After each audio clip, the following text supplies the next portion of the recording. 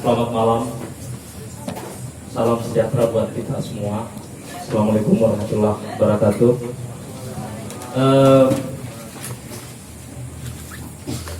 Waktu pertama kali saya nonton film ini, saya meneteskan air mata. Sedih sekali. Saya menontonnya di perjalanan dari Makassar ke Palopo, kemudian singgah di SPBU di Baru. Kemudian seorang teman menyarankan saya untuk nonton film itu. Ketika saya nonton film pertama, saya sangat sedih sekali. Mata saya berkaca-kaca setelah menontonnya. Tapi sebelum kita lanjutkan diskusi filmnya, benar tadi bahwa kita semua punya persepsi tentang tentunya tentang film ini. Saya bisa ganti? Tidak bisa. Tentunya kita punya perspektif yang masing-masing tentang film ini. Sebelum saya mulai, saya ingin tanya kepada teman-teman satu kata yang bisa teman-teman keluarkan tentang film ini. Satu kata tentang film ini. Apa? Pusing. Bucin apa itu? Apa? Budak cinta. Yang lain ada? Satu kata untuk film ini. Hah? Satu kata untuk film ini, walaupun tidak bisa menggambarkan keseluruhannya, satu kata aja yang teman-teman lihat tadi film ini 10 menit ini. Satu kata apa yang bisa teman-teman bisa mewakili, mungkin walaupun itu tidak sepenuhnya.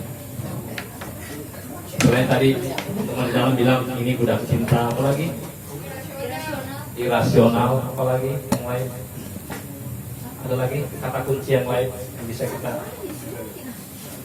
Satu kata, pengorbanan. Ada lagi yang lain. Buta hati kayaknya. Buta hati boleh. Itu dua kata. Buta. Admin ya. Ada lagi yang lain. Cinta, ya. Bodoh. Ada lagi yang lain. Gila, ada lagi yang lain. Kelupaan, ada lagi yang lain. Oke. Semua kata-kata yang teman-teman ucapkan itu semuanya bisa masuk dalam film ini. Sebentar kita urai satu-satu. Film ini disutradarai oleh Marka, ini agak susah penyebutannya karena dia orang Polandia. Marka Serbeciko, kira-kira begitulah. Marka Serbeciko. Marka Serbeciko ini seorang animator memang, dia ahli animator. Tetapi ketika dia ingin membuat film Danny Boy ini, inilah film yang paling tersulit dari sekian film animator yang dibuatnya, Danny Boy. Inilah film yang menurut dia film yang paling tersulit yang dia buatnya. Marka Serbeciko ini, saya tidak tahu penyebutan yang paling benarnya. Ini penyebutan saya saja. Marka Serbeciko ini itu pengagum Nietzsche, Friedrich Wilhelm Nietzsche. Kalau Anda sering ketemu dengan Spore of Zarathustra, maka Marka Serbeciko ini pengagum Nietzsche. Pengarang buku yang paling terkenal itu Spore of Zarathustra atau Sabda-Sabda Zarathustra.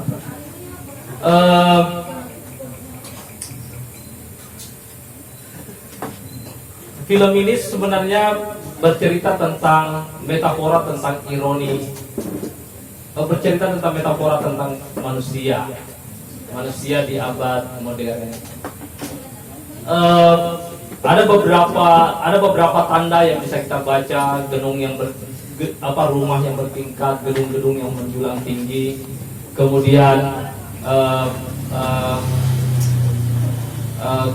kota dan seterusnya. Itu adalah melambangkan situasi yang disebut dengan modernitas.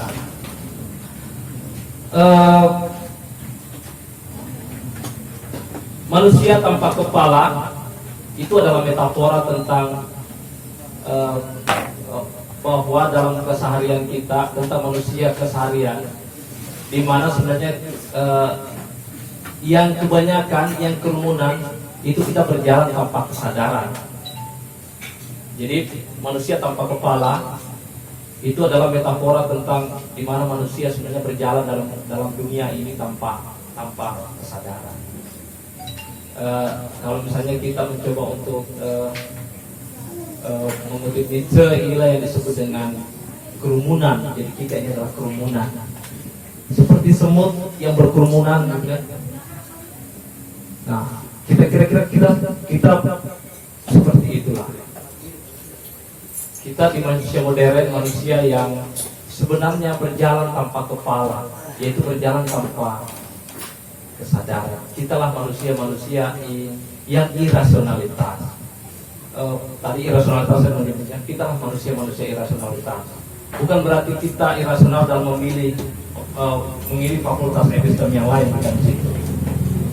Itu yang pertama. Jadi tanda tentang manusia tanpa kepala adalah manusia tanpa kesadaran. Kemudian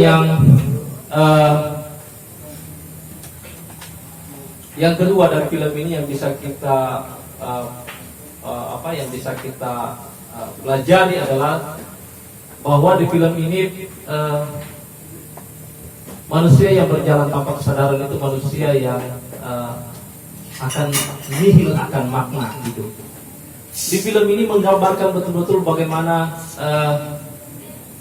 hidup itu sungguh absurd, sungguh tak bermakna, dan bagaimana kita bisa melihat itu. Di sana tidak ada kepedulian, di sana kekacauan apapun yang terjadilah, gitu kan. Kita pada akhirnya manusia yang individualis, hidup dengan diri kita masing-masing, dan hidup dengan diri kita masing-masing juga kita tidak tahu hidup kita seperti apa. Jadi semua yang berjalan begitu saja, dan kita menganggap semua yang berjalan begitu saja itu adalah hal yang biasa saja. Coba lihat di film itu tadi, ada pembunuhan, itu dianggap biasa saja, orang kan tetap berjalan. Kemudian ada pencurian, itu dianggap biasa saja. Jadi hal-hal seperti itu dianggap sebagai keseharian kita yang biasa-biasa saja. Semuanya tanpa masalah, semuanya tanpa masalah. Kemudian yang ketiga adalah ada tanda yang paling bisa kita baca juga dalam film ini ketika dia masuk di bioskop, kemudian dia menonton film yang terputar. terbalik tuh filmnya gitu kan. Sebenarnya itu metafora tentang kita sedang sebenarnya kita sedang menyaksikan hidup yang terbalik dan kita merasa tidak terbalik ini. Dunia ini biasa-biasa saja, berjalan seperti biasa saja, tapi sebenarnya itu metafora bahwa dunia kamu sedang terbalik tuh. Dunia kamu tidak sedang baik-baik saja, tapi kita menjalinnya seperti baik-baik saja.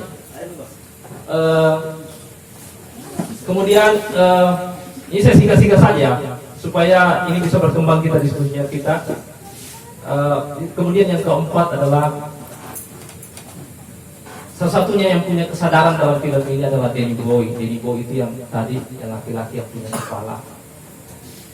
Tapi apa yang paling menyedihkan dari hidup ini, ketika di antara kerumunan hanya kita sendiri yang memiliki kesadaran.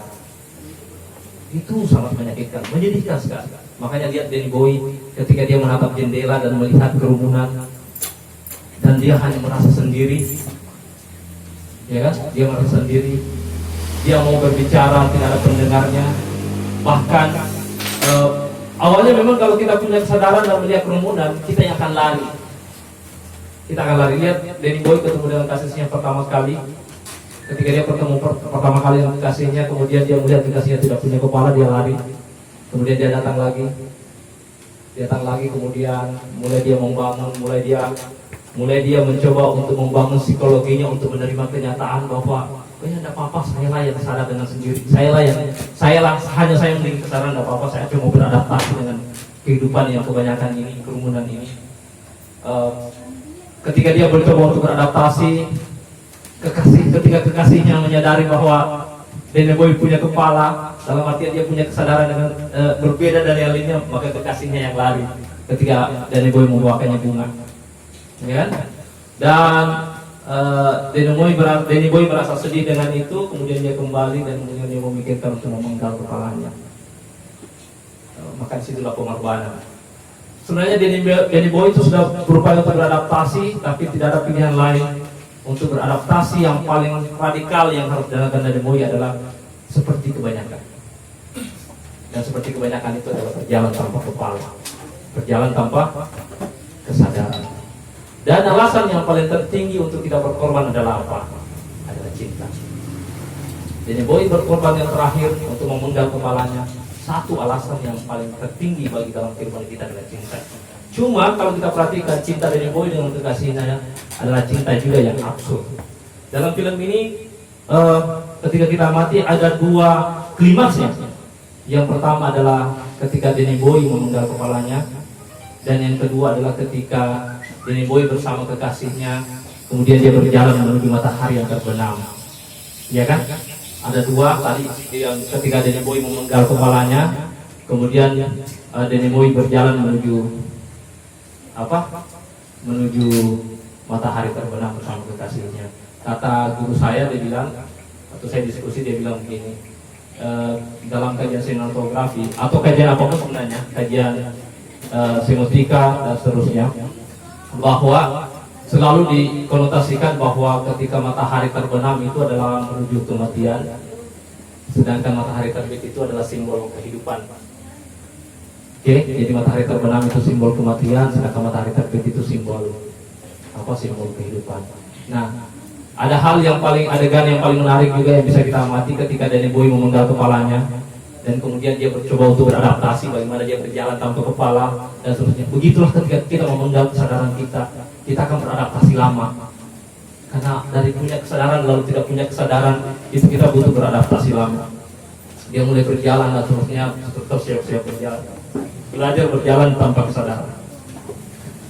Dan itu semua menyakitkan sebenarnya.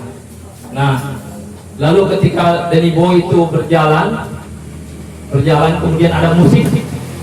Nah, saya ingin cerita tentang latar musiknya. Musik itu adalah balada Irlandia. Itu balada Irlandia. Itu tentang nyanyian tentang di Irlandia ketika orang-orang Irlandia ingin pergi berperang. Kita tahu ketika orang-orang pergi berperang maka musik itu yang diputar. Musik itu adalah musik menjemput kematian sebenarnya. Jadi orang tahu bahwa orang-orang Irlandia pada saat itu ketika dia hendak ingin berangkat perang, maka musik itu diputar. Kenapa musik itu diputar? Untuk mengingatkan bahwa kamu sedang menjemput kematian.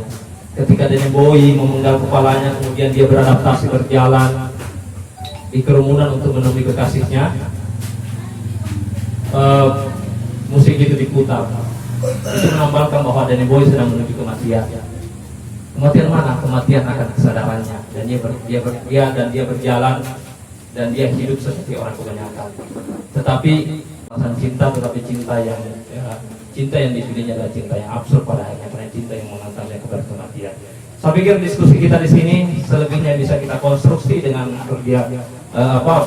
tanya jawab dan seterusnya. Masih banyak hal sebenarnya, segmen-segmen yang bisa kita petik dari film ini. Bagi saya, setiap saya nonton ulang film ini, saya selalu ada perspektif baru yang saya bisa ambil. Itulah kehebatan film katanya. Kehebatan film itu seperti dalam novel, dalam buku apapun, buku misalnya, salah satu kehebatan film atau buku misalnya, ketika kita membaca ulang atau menonton ulang, itu akan melahirkan perspektif baru lagi. Setiap kita menonton ulang ada perspektif baru, maka film itu adalah film yang hidup, maka buku itu buku yang hidup. Saya pikir demikian dari saya untuk pengantar diskusi kepada teman-teman.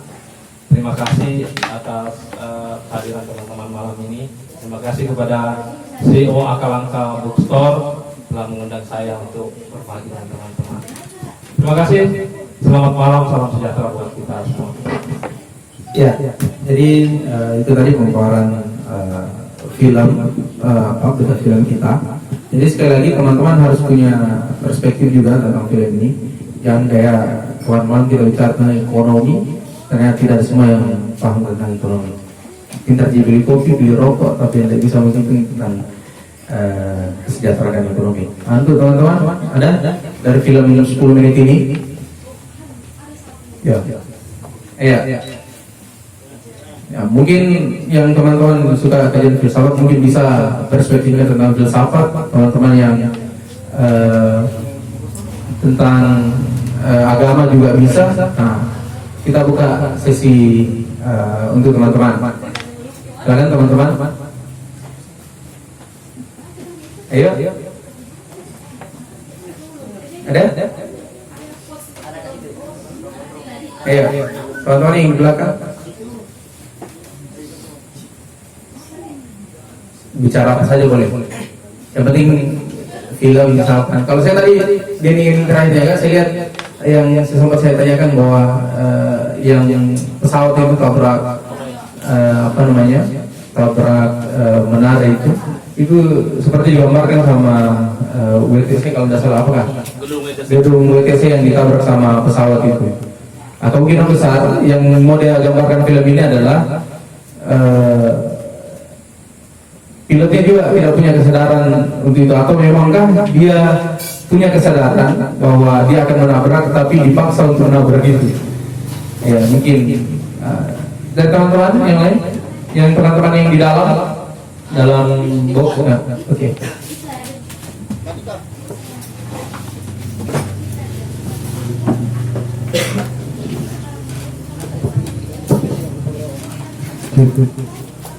Bismillahirrahmanirrahim. Assalamualaikum warahmatullahi wabarakatuh. Perkenalkan, nama saya Andri. Terima kasih atas kesempatan yang diberikan kepada saya, moderator. Sangat menarik film pada kesempatan malam hari ini mengenai tentang Danny Boy. Nah, narasumber tadi mengatakan juga bahwa di dalam film ini bahwa segerumunan pada yang ditemukan oleh Danny Boy adalah sebuah ketidaksadaran itu sendiri. Nah, di pertengahan film tadi saya mencoba melihat bahwa ketika pencuri itu melakukan sebuah penembakan dan ada sekoin emas yang jatuh, maka saya melihat yang duduk dan tidak berkepala itu kemudian mengangkat tangannya, melambaikan tangannya untuk mengambil uang itu atau emas itu. Nah, ketika saya mencoba untuk melakukan persepsi atau pandangan saya terhadap itu, bahwa dia sadar akan hal itu, dia juga memiliki sebuah kesadaran ingin mengambil uang itu. Nah, ketika kita melihat bahwa ketika kita mengatakan bahwa di dalam film ini dia akan melupakan kesadaran maka ketika uang itu jatuh maka dia tidak akan mencoba untuk berusaha untuk mengambil uang itu. Berarti yang menjadi pertanyaan saya bahwa apakah memang di dalam film ini dia tidak memiliki kesadaran secara totalitas, ataukah dia memang memiliki sebuah kesadaran ketika ada yang dia inginkan pada film ini. Nah, mungkin itu saja dari saya selaku Andri. Terima kasih. Simpang di situ. Oke, jadi ya ada yang menarik dari beberapa. Sebenarnya menarik semua ini. Sebenarnya kalau kita perhatikan film ini dari awal sampai akhir tidak ada adegannya yang tidak punya makna. Semuanya punya makna, semuanya bisa diambil, ditarik perspektif, semua bisa diberikan pemaknaan. Salah satu pemaknaan tentang orang yang tanpa kepala kemudian sandar di gedung, sandar di bangunan yang tinggi, kemudian tertulis di dadanya blind, itu kan buta artinya sebenarnya. Oke, dia buta, tetapi ketika ada pencuri keluar dari, kayaknya itu bank keluar dari pencuri, kemudian bawa uang, kemudian terkejut, uangnya tumpah, kemudian ada sisa koin satu, kemudian orang yang duduk tadi itu yang tertulis blind, kemudian dia merangkak untuk ambil uang itu, kemudian mobil datang menabraknya. Adegan itu sebenarnya bisa kita pakai seperti itu metafora tentang awalnya dia seperti orang kebanyakan, seperti manusia-manusia tanpa kepala yang lain. Tapi kadang-kala kita berkesadaran, tanda petik berkesadaran, itu ketika kita melihat uang. Jadi orang yang buta sekalipun, orang yang buta sekalipun, itu ketika bicara tentang uang dia akan melihat. Itu satir sekali di film itu. Satir tentang bagaimana relasi manusia dengan uang. Bayangkan Pak, dia sudah buta, blind, tertulis blind, tanpa kesadaran lagi, tanpa kepala lagi. Tapi ketika melihat uang jatuh, dia merangkak untuk mengambilnya. Orang buta sekalipun, ataupun pura-pura buta, itu ketika bicara tentang uang, itu pasti akan melihat semuanya. Dan kesadaran kita bisa diukur bahwa kesadaran orang, kesadaran kita ya kesadaran pada makanya itu yang tentang itu satir sekali bagi saya. Itu juga yang paling enjoy, yang paling membuat saya terkenyang waktu nonton film ini. Kok sudah buta tapi pas dia langsung melihat dan ini betul-betul. Jadi kita semua manusia kadang-kala sama di hadapan uang, langsung lag gitu. Walaupun tanpa mata kan? Walaupun kita tanpa kesadaran. Jadi kesadaran kita kadang-kala kita betul-betul terhenyak dan menjadi sadar ketika uang di hadapan kita. Kita kadang-kala memang lupa dengan segalanya ketika kita berhadapan dengan uang. Oh, kita buta sekalipun, kita lupa bahwa kita buta sekalipun di hadapan uang. Kita kadang-kala lupa bahwa kita buta kalau di hadapan uang. Langsung tiba-tiba melihat. Gitu. Kemudian di terakhir juga ini yang menarik, di terakhir makanya adegan terakhir juga tuh adegan film ini adegan yang sangat menentukan juga sebenarnya.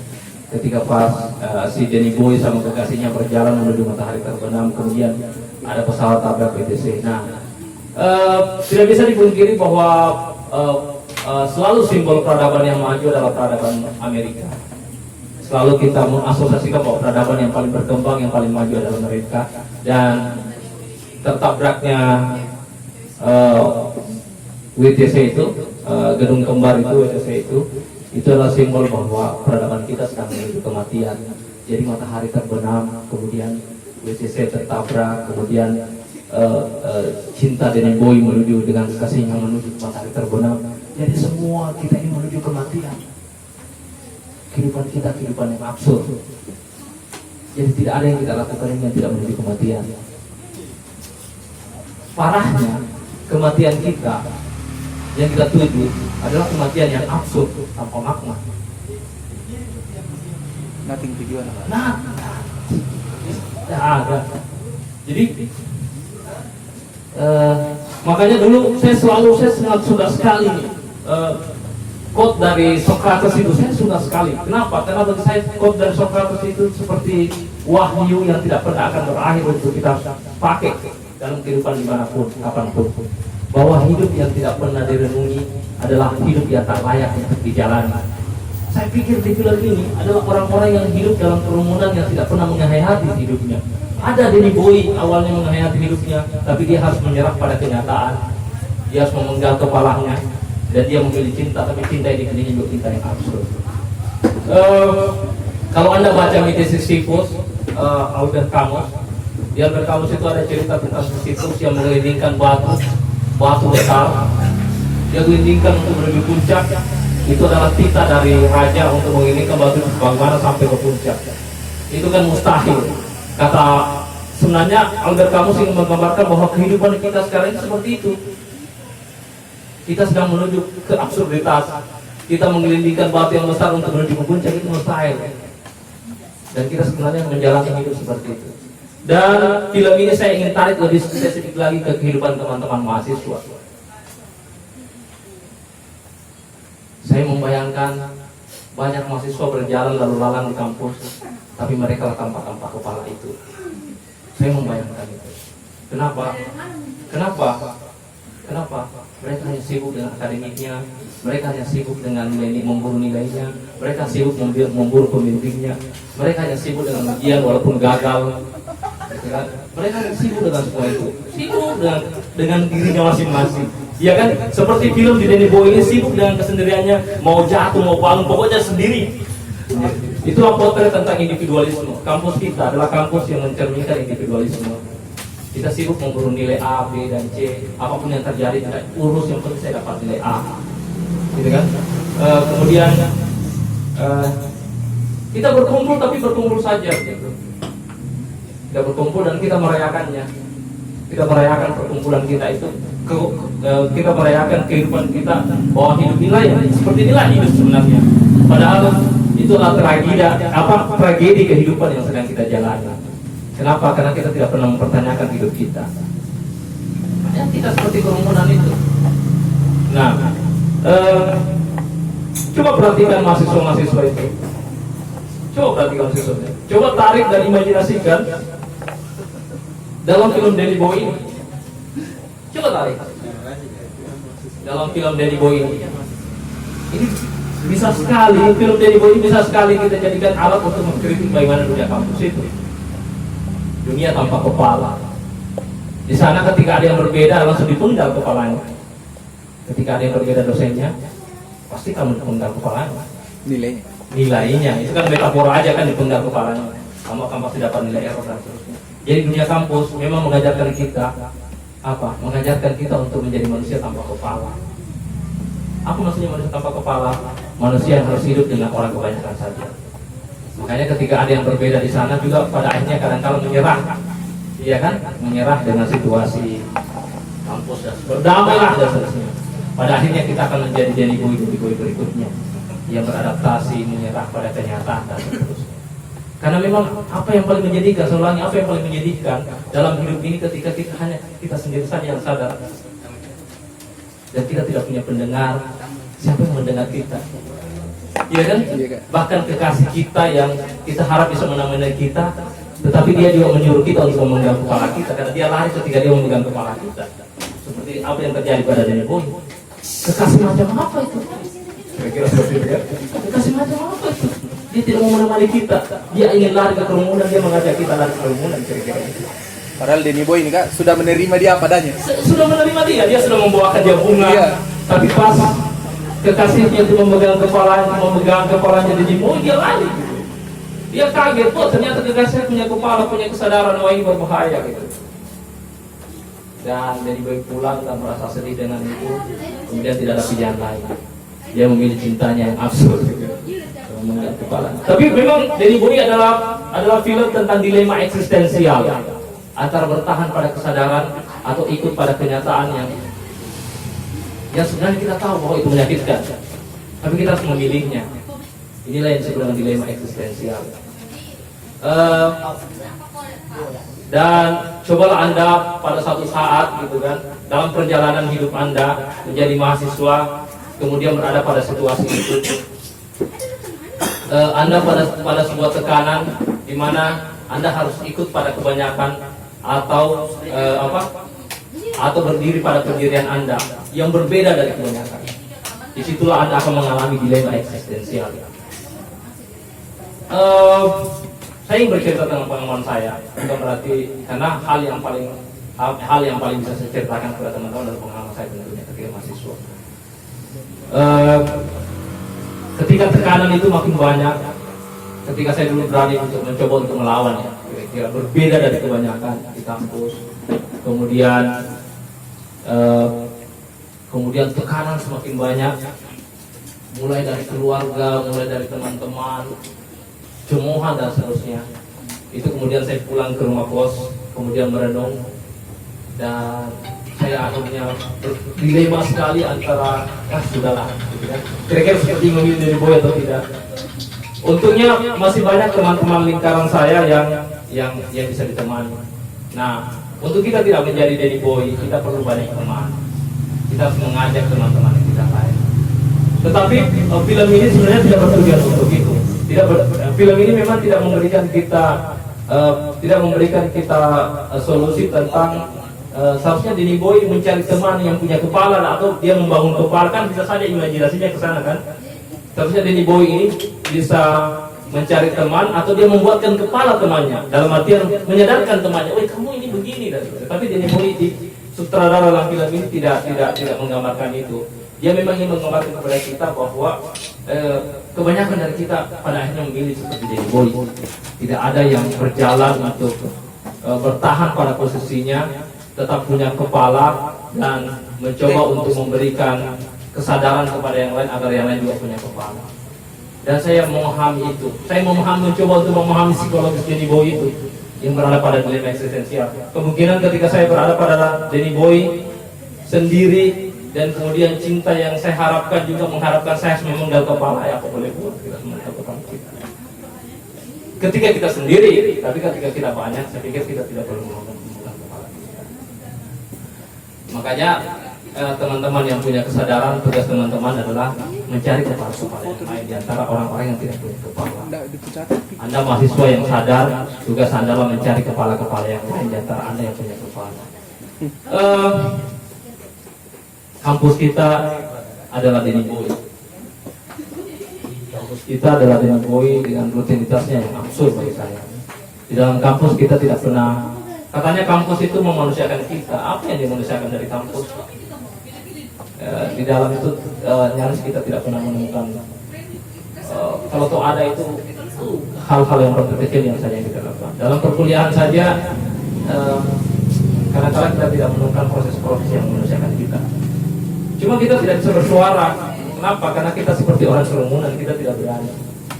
Saya pikir ya dari saya dan teman-teman juga lain boleh bisa memberikan perspektifnya.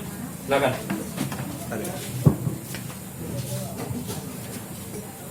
Ya, saya buka-buka artikel kan, yang saya mau sampaikan bahwa mengapa sutradara ini memilih nama Danny Boy misalkan, ya kan? Ini kan juga kita masih bertanya. Kalau secara bahasa, kalau yang saya buka-buka arti kata Danny dalam bahasa Kristiani artinya Tuhan adalah hakimku, ya kan kayak gitu. Cuman kalau dalam bahasa Amerika Tuhan Maha Adil. Nah, saya belum bisa makna itu mengapa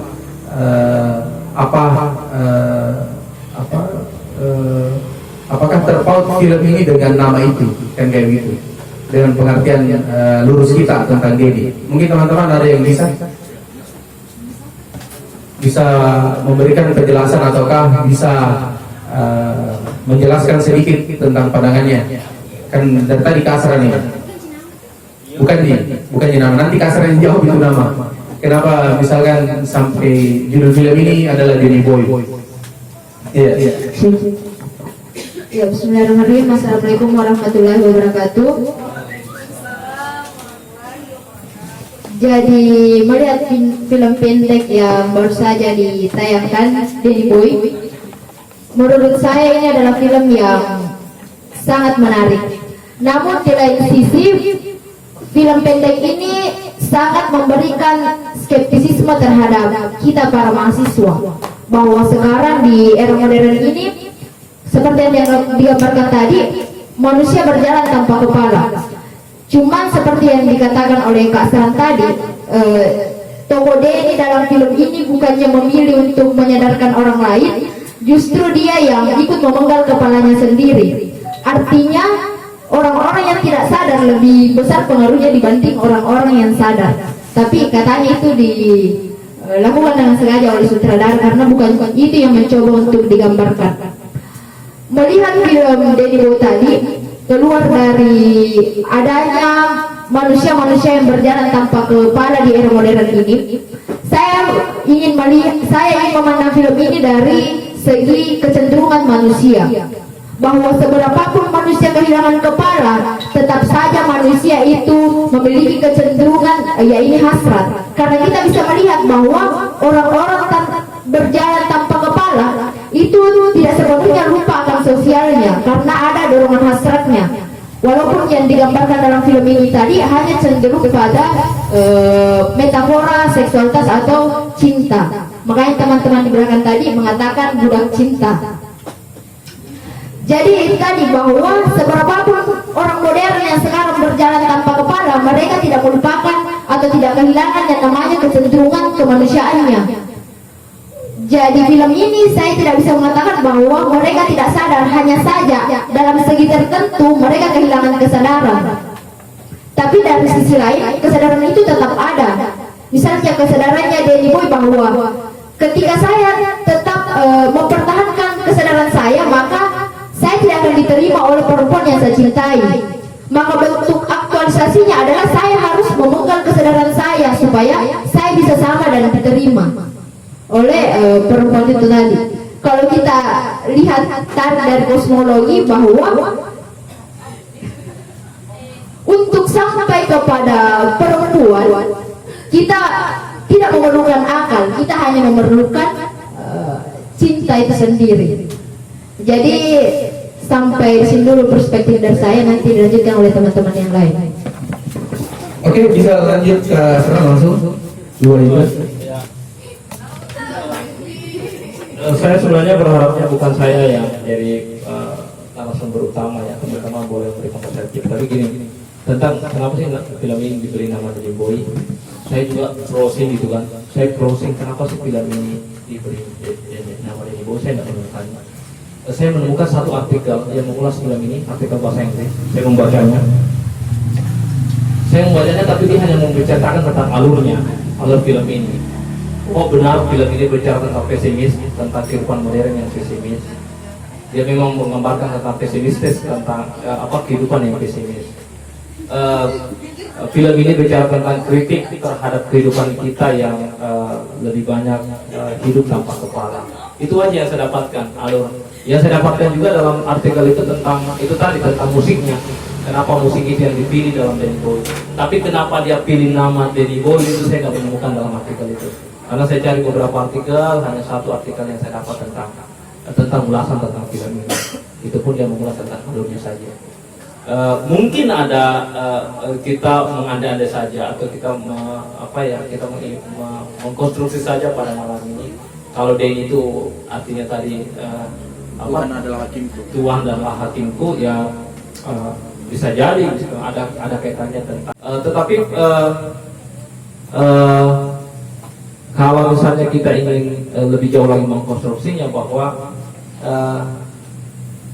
seperti Nietzsche ya, saya kenapa harus saya terlalu mengambil perspektif Nietzsche, karena sutradaranya ini sangat mengagumi Nietzsche. Saya pikir bahwa ketika dia membuat film ini, itu pikiran-pikiran Nietzsche itu pasti dia coba untuk masukkan. Sehingga saya begini, kalau Anda membaca Spoke of Zarathustra, Sabda Zarathustra, bukunya itu ketika Zarathustra dari gunung kemudian turun ke pasar, kemudian di pasar itu dia telah berteriak. Dia berteriak dan dia berteriak bahwa kesini saya ada hal penting saya ingin sampaikan ke kalian. Ketika semua berkumpul, tahukah kalian bahwa Tuhan telah mati? Tuhan telah mati dan kita telah membunuhnya. Aku dan kalian telah membunuh Tuhan. Itu Zarathustra ketika turun dari gunung menyampaikan itu ke kerumunan. Nah, dalam film ini, ketika misalnya kita mau mengaitkan tadi itu, mengkonstruksi tentang Denny itu adalah Tuhan adalah hakimku, bahwa yang menjadi Tuhan sekarang ini adalah kerumunan. Yang menjadi Tuhan sekarang ini adalah Kebanyakan. masyarakat kebanyakan. Yang menjadi Tuhan sekarang ini adalah manusia-manusia tanpa kepala, dan Dialah menjadi hakim kita. Sekarang ketika kita berbicara tentang kebebasan, saya ingin bertanya, ada kebebasan kita seperti yang kita miliki? Saya mencurigai apa yang kita maksud dengan kebebasan itu adalah pilihan-pilihan dari kerumunan, dan Dialah hakim kita. Dialah yang menentukan hidup kita. Pilihan masyarakat pada umumnya menentukan pilihan kita, bukan kita yang memilihnya. Nah, disinilah relevansi saya pikir ketika Jean Paul Sartre mengatakan orang lain itu adalah neraka bagimu. Benar, orang lain itu adalah neraka ketika kita terpenjara oleh klaim-klaim orang lain. Itu adalah neraka, dan masyarakat itu adalah neraka bagi kita sebenarnya. Tapi dalam film ini itu sangat jelas bahwa hakim, bahwa Tuhan dalam film ini adalah kerumunan itu, kebanyakan itu. Dan Danny Boy sendiri pun harus takluk pada kebanyakan. Seperti itu. Jadi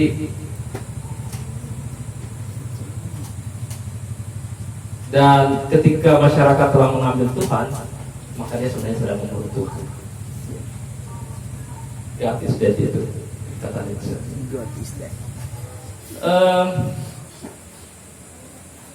Kita sebenarnya tidak pernah merdeka sebagai manusia.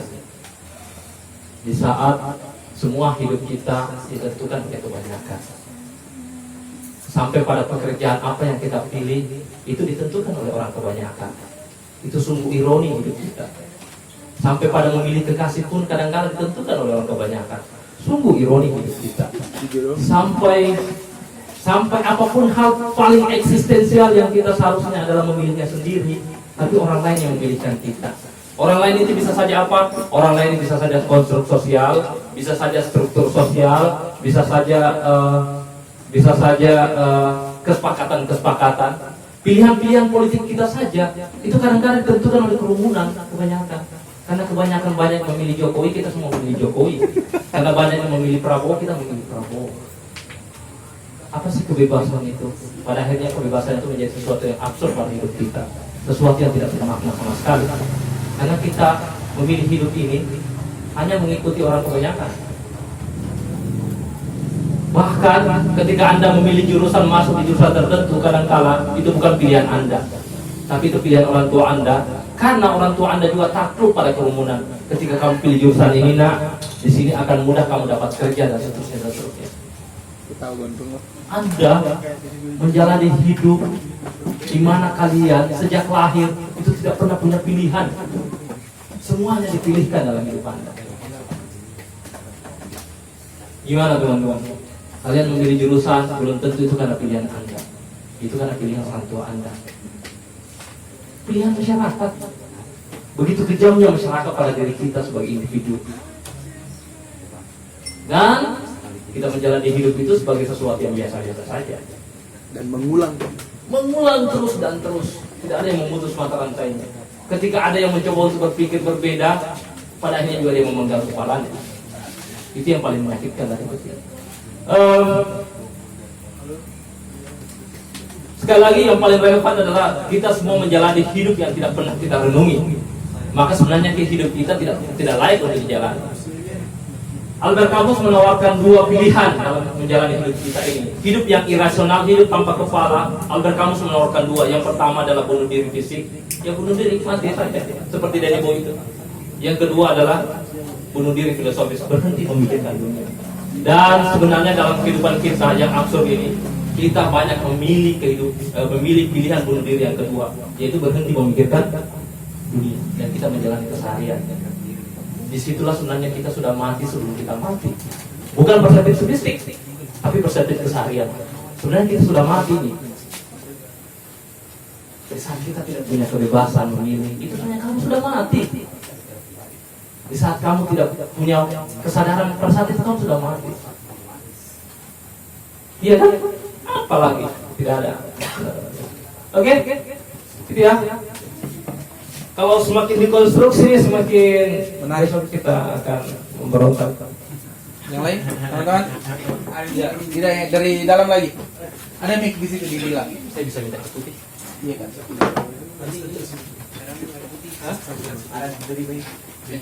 Oh, boy, yang menghindar dari kerumunan.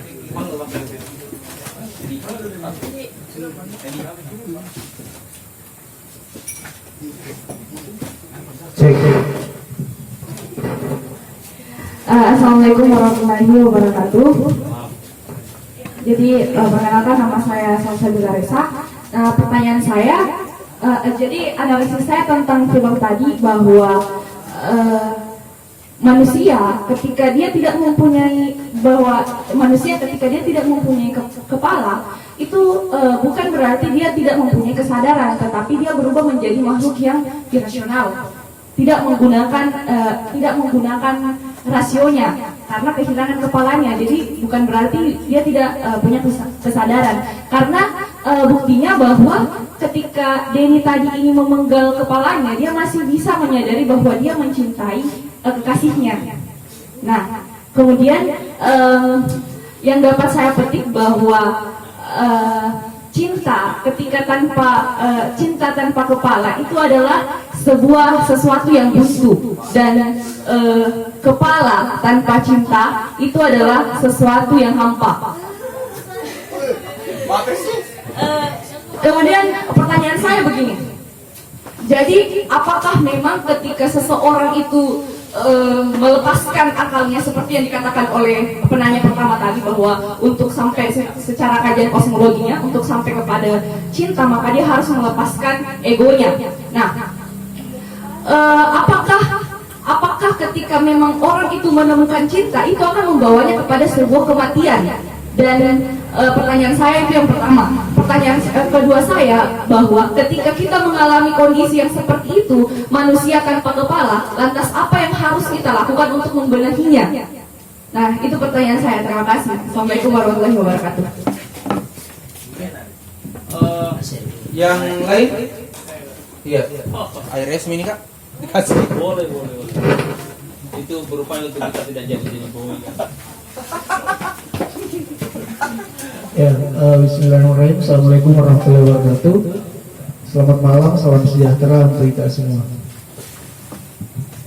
Ya, jadi saya cukup tergelitik ya melihat film yang bisa dibilang cukup pendek, tapi sangat menarik bagi saya karena tidak bertele-tele, namun sangat mengena bagi kehidupan kita hari-hari.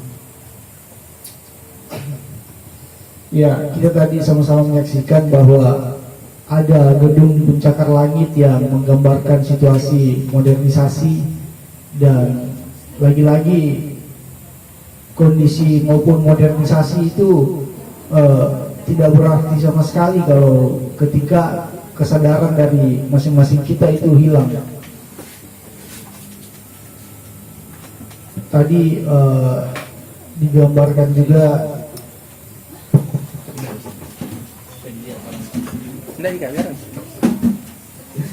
ya, tadi kita melihat bahwasanya yang digambarkan film Danny Boy ini sangat mirip dengan kondisi kita pada saat ini. Di lingkungan kita, seperti yang dibilang Kak Isnul tadi, sering terjadi ketika kita berjalan namun menemui orang yang bisa dibilang kurang mampu yang ada di pinggiran jalan, namun kita seperti acuh tak acuh kepada dia, bahkan melirik saja kita kayak canggung untuk melihat kondisi seperti itu, dan melihat kondisi sosial yang saat ini bisa dibilang sangat merugikan bagi kebanyakan orang. Namun lagi-lagi kita hanya mengetahui akan hal itu, namun sekedar berbicara saja, mengkritik saja, kita tidak sanggup untuk mengkritik akan hal itu. Contoh kecilnya saja, di dalam lingkup kampus ada situasi di mana sang pengajar tidak mencontohkan perilaku yang memanusiakan manusia, adanya aturan-aturan yang tidak memperlihatkan bahwasanya dia sebagai pendidik. Namun lagi-lagi kita seperti makhluk yang digambarkan tadi tidak punya kepala, karena bahkan bicara saja kita tidak mampu untuk berbicara akan hal itu, menentang akan hal itu. Namun saya tertarik tadi, lagi-lagi cinta membuktikan bahwasanya terkadang sesuatu yang di luar, bisa dibilang di luar akal sehat manusia pun itu mampu dilakukan untuk manusia ketika itu berbicara mengenai cinta. Danny Boy rela memenggal kepalanya karena untuk mengejar cintanya itu, meskipun tadi dikatakan narasumber atau pembedah cinta yang absurd, entah itu absurd ataukah sejatinya cinta. Namun lagi-lagi cinta membuktikan bahwasanya apapun bisa dilakukan manusia ketika itu perihal cinta. Namun yang menjadi ambigu bagi saya bahwa apakah memang iya manusia itu tidak bisa hidup secara individual? Kenapa tidak kita yang hanya individu ini bisa mempengaruhi orang-orang yang tidak berkepala ini? Di situ yang saya sayangkan kepada Danny Boy. Kenapa dia memenggal kepalanya? Kenapa dia tidak berusaha untuk bagaimana orang-orang yang tidak punya kepala ini itu bisa seperti dia yang punya kesadaran? Mungkin itu saja sekian dari saya. Assalamualaikum warahmatullahi wabarakatuh. Oke, ya semakin malam semakin kaya perspektif ya. Saya kalau semakin kita eksplor ini semakin banyak yang bisa kita diskusikan. Saya mulai dari yang pertama,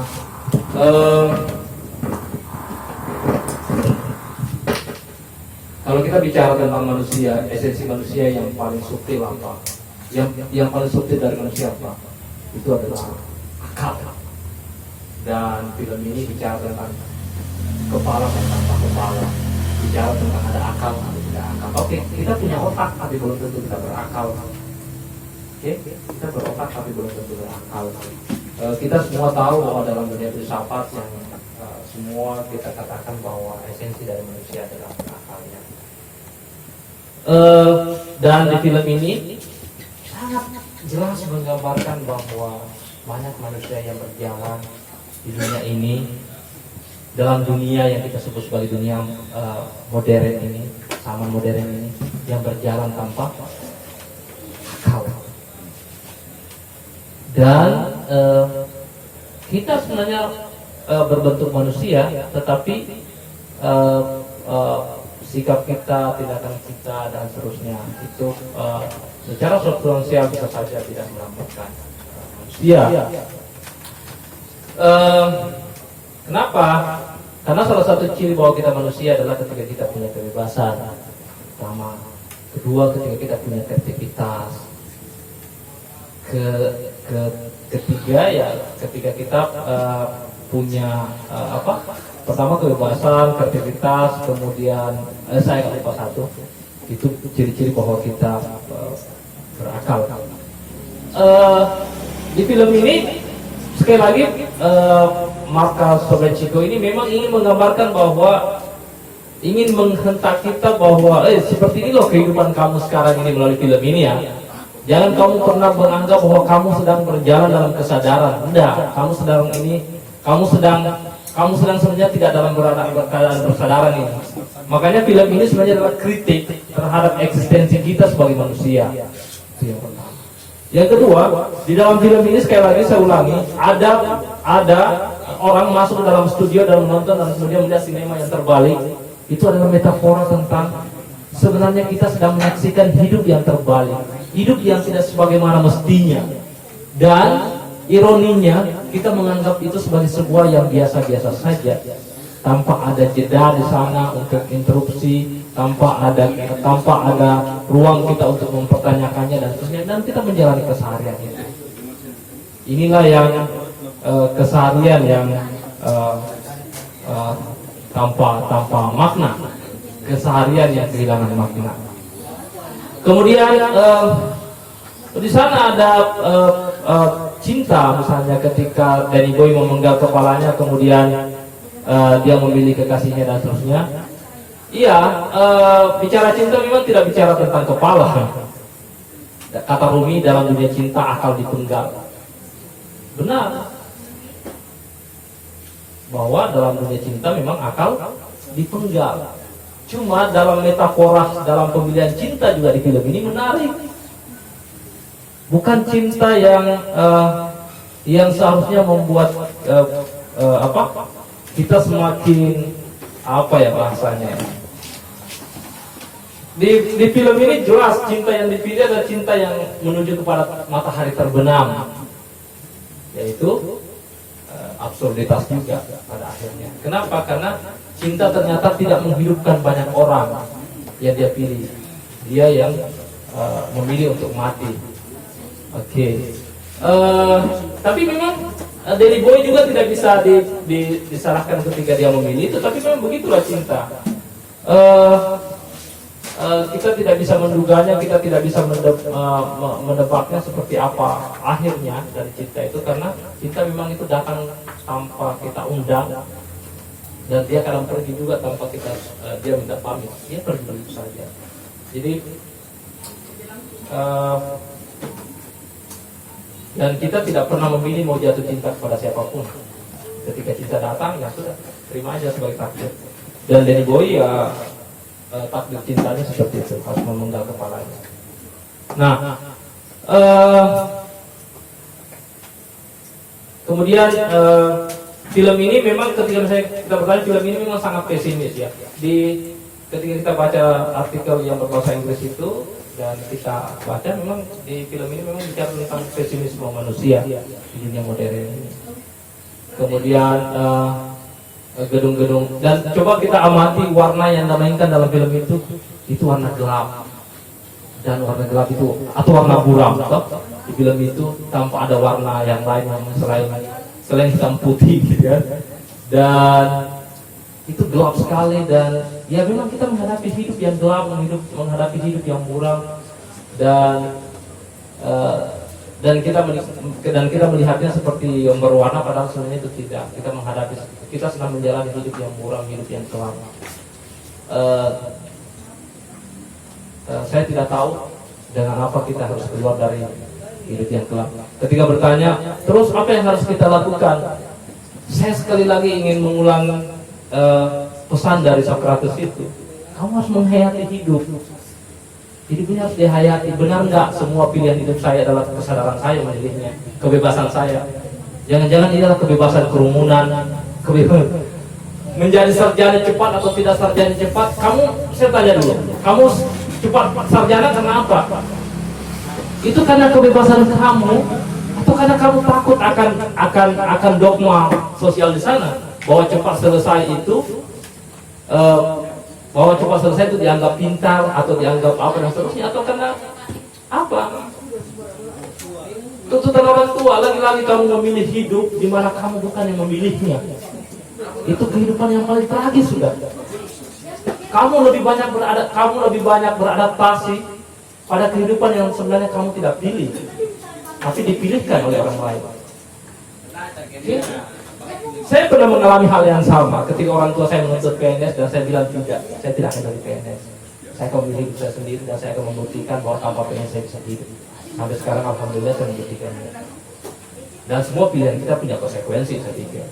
Kamu memilih kerumunan, konsekuensinya ya kamu akan seperti manusia kebanyakan. Saya pikir kita tidak akan pernah menemukan Einstein, teori relativisme Einstein, ketika Einstein itu tidak memilih jalan yang berbeda dari orang kebanyakan pada saat itu. Kita sekarang tidak bisa menggunakan handphone Apple yang sudah digigit itu ketika Steve Jobs itu tidak memberanikan diri keluar dari Harvard University. Berbeda dari kebanyakan. Kita mungkin tidak akan menikmati Facebook sekarang ini ketika penemunya itu tidak mencoba untuk keluar dari Harvard University dan kemudian melakukan riset sendiri dan menemukan Facebook bersama teman-temannya. Orang-orang yang membangun peradaban adalah orang-orang yang mencoba berani berbeda dari kebanyakan. Ada dua hal yang harus digunakan dalam membangun peradaban. Yang pertama adalah kepala, kesadaran. Dan untuk memuatkan kesadaran kita tidak ada jalan lain kecuali jalan filsafat. Yang kedua adalah jalan cinta, itu untuk membangun pribadi kita, atau dalam istilah agama adalah jalan tasawuf atau jalan spiritualitas.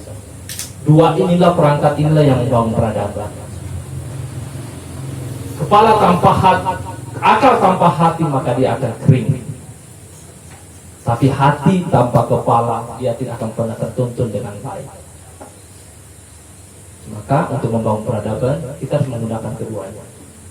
Karena hati akan membangun kepribadian kita, sedangkan kepala akan membangun peradaban. Jadi keduanya harus dibangun, kepribadian dan peradaban.